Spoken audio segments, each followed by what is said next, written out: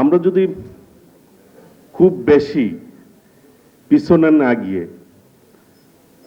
আমরা যদি চিন্তা করি, বাংলাদেশের স্বাধীনতার পর দুইটি অভ্যুত্থান হয়েছে, একটি 90-তে আর 2024-এ। 90-তে একটি গণ অভ্যুত্থান হয়েছিল, এইখানে অনেকেই সাক্ষী রয়েছেন। সেইখানে শাহাবুদ্দিন সাহেব, বিচারপতি শাহাবুদ্দিন সাহেব প্রধান উপদেষ্টার দায়িত্ব পালন করেছিল। বাংলাদেশের স্বাধীনতার পরে সবচাইতে যদি সুষ্ঠু নির্বাচন বলতে মানুষ বিবেচনা করে, তাহলে শাহাবুদ্দিন আহমেদের সময় যে নির্বাচন হয়েছিল সেটাকেই গ্রহণযোগ্য নির্বাচন কিন্তু মানুষ বিবেচনা করে।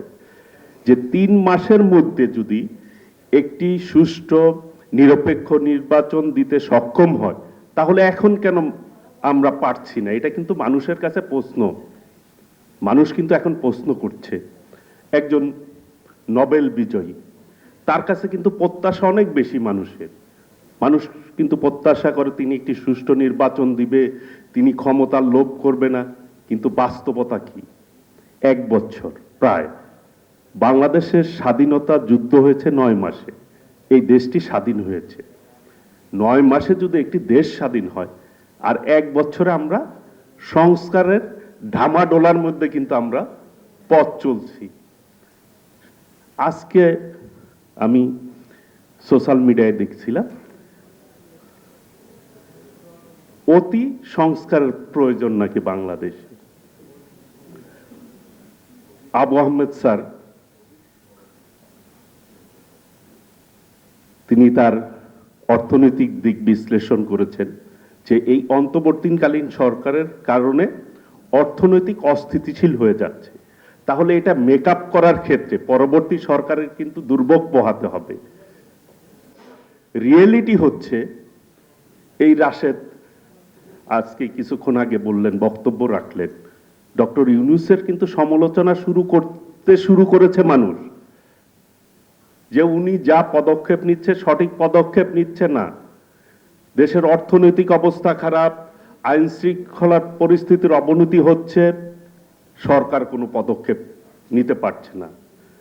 কিছুদিন আগে মাইলস্টোন স্কুল অ্যান্ড কলেজে একটি দুর্ঘটনা হয়েছে। কালীন সরকার 2 দিন পরে 2 জন উপদেষ্টা গিয়েছেন ওইখানে, যাওয়ার পরে মবের মধ্যে পড়েছে। মবটা কে তৈরি করেছে? পতিত স্বৈরাচার সুযোগ নেওয়ার চেষ্টা করেছে। তার মানে যারা পতিত স্বৈরাচার তারা কিন্তু সুযোগের অপেক্ষায় রয়েছে, কখন তারা আবার এই দেশকে অস্থিতিশীল করবে, তারা সুযোগ নিয়ে আবার রাষ্ট্রীয় ক্ষমতায় আসার প্রায় তারা করবে।